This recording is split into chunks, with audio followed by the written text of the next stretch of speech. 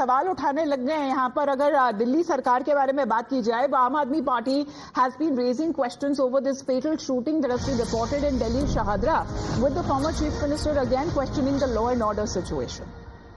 Let's put that out on part of Arvind Kejriwal, what he has to say, because we have seen of late when it comes to the Aam Aadmi Party just before the elections have now been alleging deteriorating law and order situation in the national capital, saying कि दिल्ली को अब जंगल राज बना दिया, चारों तरफ से लोग दहशत की जिंदगी जी रहे हैं और बीजेपी से अब दिल्ली की कानून व्यवस्था नहीं संभल रही, दिल्ली वालों को एकजुट होकर आवाज उठानी पड़ेगी. So this is how when it comes to Arvind Kejriwal, who has raised this issue, not just him, even Sanjay Singh of the Aam Aadmi Party, who has been raising issues of अपराध that are growing in the national capital. तो अपराध बढ़ते हुए के बारे में बता रहे हैं अरविंद केजरीवाल और संजय सिंह मोहित, क्योंकि कई ऐसी घटनाएं हुई हैं, चाहे वो गैंग वॉर से लेकर हो, चाहे महिलाओं के खिलाफ अगर कोई ऐसी आपराधिक घटना घटी हो, उसको लेकर अब सवाल उठाते हुए नजर आ रहे हैं अरविंद केजरीवाल.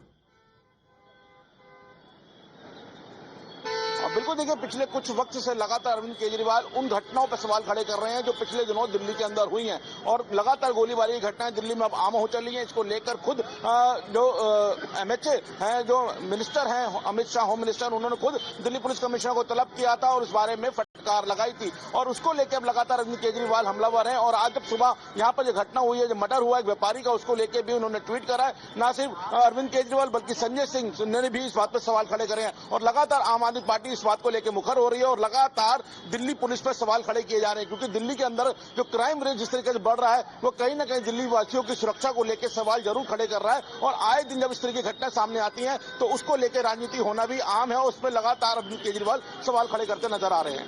जी, तो क्या ये अब ये बड़ा चुनावी मुद्दा बनता हुआ नजर आ रहा है दिल्ली के चुनावों से पहले?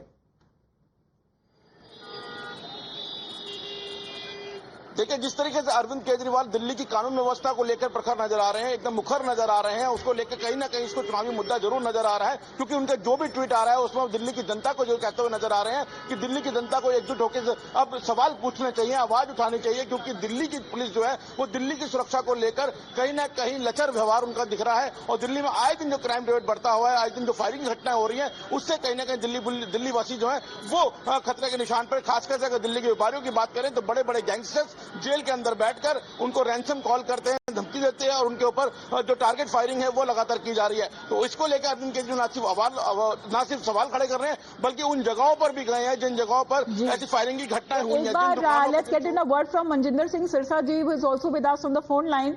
Mr. Sirsa, this is how Arvind Kejriwal is now picking up on the issue which has happened in Shahadra, where a fatal shooting incident that has been reported, and saying that these are multiple cases that are now building up, questioning the law and order situation in Delhi. See, this is all due to Arvind Kejriwal.